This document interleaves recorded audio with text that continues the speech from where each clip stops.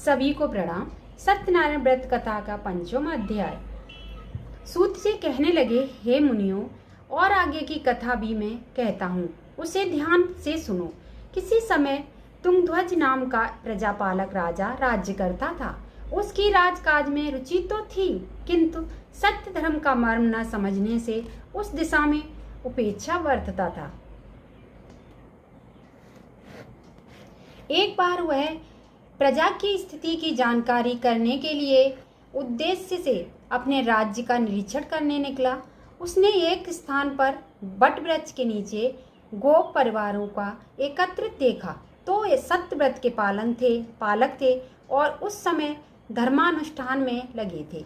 समाज में जो व्यक्ति बुद्धि, बल, सत्ता, संपत्ति और विद्या से संपन्न हो, उनका कर्तव्य है कि अवसर मिलने पर सत्य धर्म की प्रतिष्ठा में आवश्यक सहयोग करें।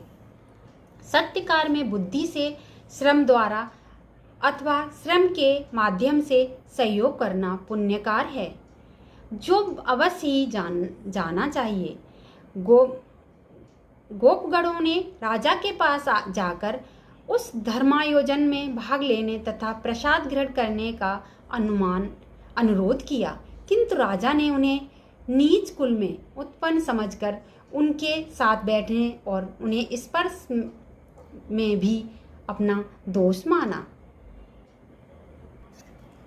इसीलिए अहंकार के वशीभूत वह राजा गोपगणों का आग्रह ठुकराकर तथा धर्मयोजन की उपेक्षा करके अपने निवास स्थान को लौट गया।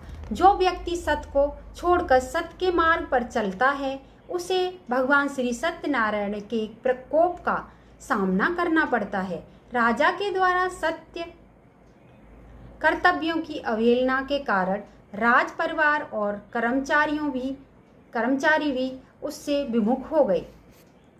कलह, कुटता, द्वेष, आलस, स्वार्थ एवं व्यसनादि घातक दोष उन सबके स्वभावों में प्रविष्ट हो गए। भगवान श्री सत्यनारायण की अवज्ञा के फलस्वरूप सारी व्यवस्थाएं बिगड़ गईं तथा राजा का धन सम्मान लुप्त हो गया। इस प्रकार विपत्ति आने पर राजा ने विचार किया तो उसे अपने अहंकारग्रस्त तथा कर्तव्य विमुख होने का ध्यान आया।